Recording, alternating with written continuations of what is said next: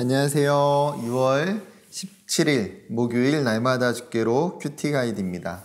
함께 나눌 본문은 출애굽기 8장 16절부터 32절까지입니다. 16절부터 19절까지는 세 번째 재앙입니다. 세 번째 재앙은 이 재앙이죠. 여기서 나오는 이는 모깃과에 속하는 각다귀라는 견해가 가장 많습니다. 하나님은 모세에게 지팡이를 들어서 땅에 티끌을 내려치라고 말씀하십니다. 그때에 예굽의 온 땅의 티끌이 변하여 사람과 가축을 괴롭히는 이로 변해서 고통스럽게 하게 되죠. 이 세 번째 재앙의 특징은 무엇이냐면 애굽의 요술사들이, 술객들이 따라하지 못하더라는 거예요. 첫 번째 피재앙, 두 번째 개구리 재앙은 그들도 자신의 주술로 흉내를 냈습니다. 그렇기에 바로도 애굽의 술사들도 요동함이 없었습니다. 그러나 본격적으로 세 번째 재앙부터는 하나님의 이적을 따라할 수 있는 애굽의 술사들이 없더라는 거예요. 심지어 그들이 19절에 이렇게 이야기합니다. 요술사가 바로에게 말하되 이는 하나님의 권능이니이다. 쉽게 말하면 하나님의 능력, 하나님의 권능이 훨씬 더 세다고 이야기하는 거예요. 하나님의 권능은, 하나님의 능력은 전능하실 뿐만 아니라 탁월하십니다. 그 어떠한 이방의 주술사들도 하나님의 능력을 흉내낼 수가 없습니다. 왜 그렇습니까? 우리 하나님만이 전능하시고 온 우주를 창조하신 분이시기 때문입니다. 이제 본격적으로 바로와 애굽의 백성들은 그 하나님의 능력 앞에 조금씩 두려워하기 시작합니다. 그리고 20절부터 32절은 네 번째 재앙과 관련이 되어 있습니다. 네 번째 재앙은 파리 재앙이죠.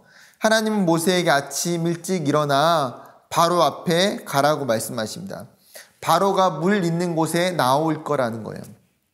물 있는 곳으로 나온다는 것은 애굽인들이 신성하게 생각했던 그 나일강에 지금 바로가 제사를 드리기 위해서 온다는 것을 의미하곤 합니다.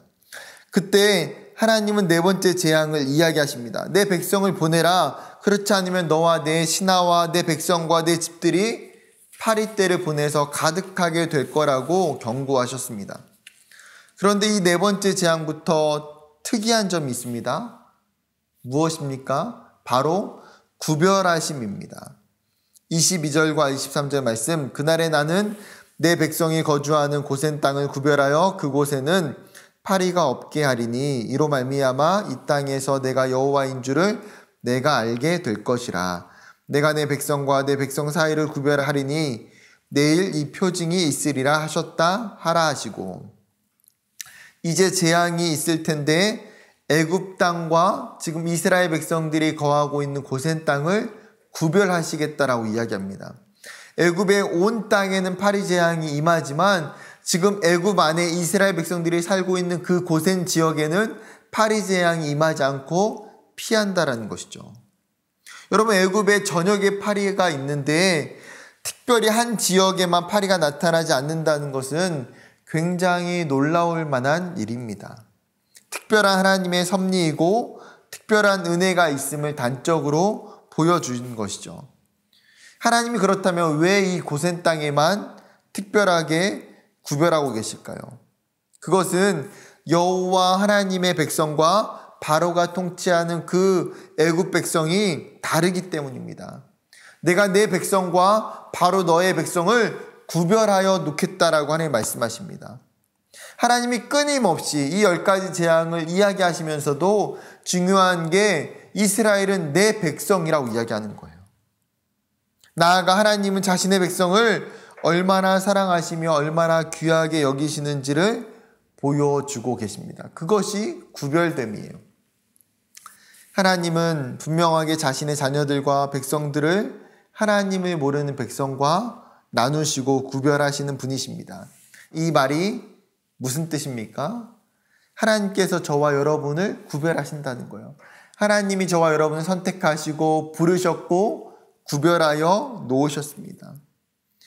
내가 그들은 세상의 다른 백성들과 동일하게 대하지 않겠다는 거예요. 때로는 세상의 고난 속에서도 나의 권능으로 내 백성들을 돌보시고 지켜주시겠다라는 것이죠. 그렇다고 해서 하나님께서 모든 고난과 고통으로부터 그의 백성을 지키고 피해 나가도록 하시는 것은 아닙니다. 하나님은 바로가 세상이 하나님의 백성들을 자신의 백성 취급할 때에 그 세상에서 하나님의 백성들을 끄집어서 건져내시겠다는 것입니다. 우리가 기억해야 할 것은 구별됨입니다.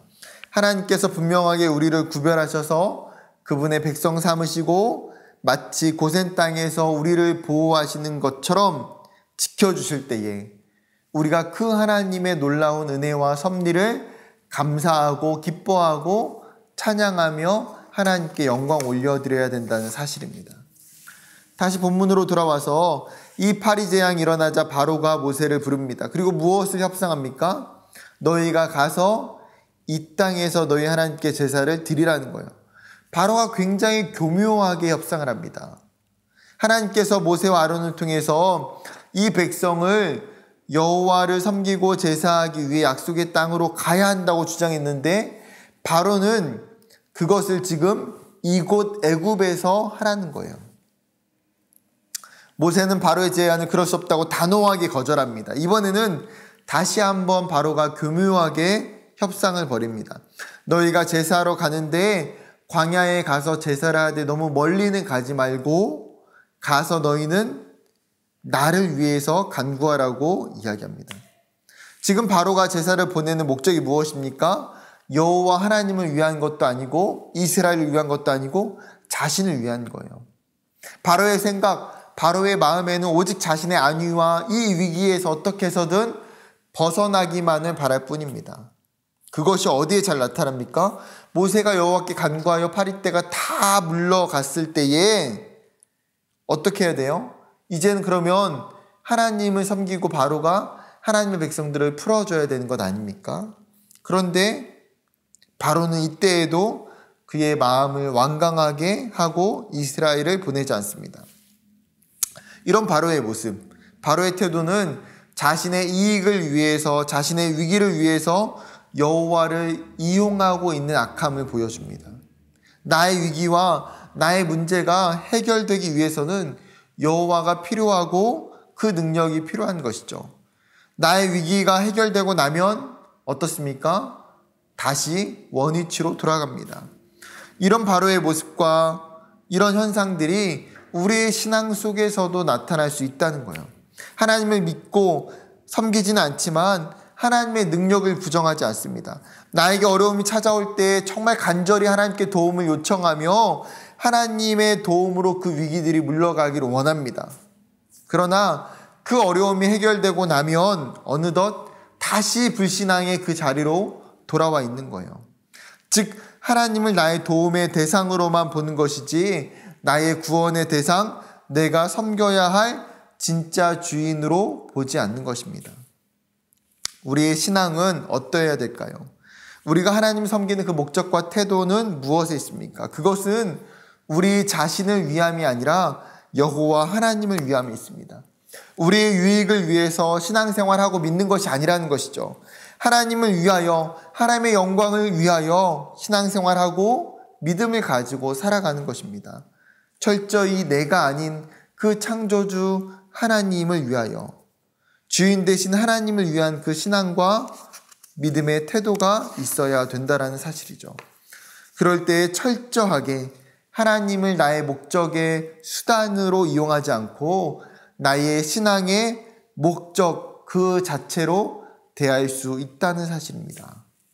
오늘 하루도 내 삶의 온전한 목적이시고 이유가 되시는 그 하나님으로 인하여서 기뻐하며 감사하며 찬양하며 영광 돌리는 귀한 하루 되기를 주님의 이름으로 축복합니다. 감사합니다.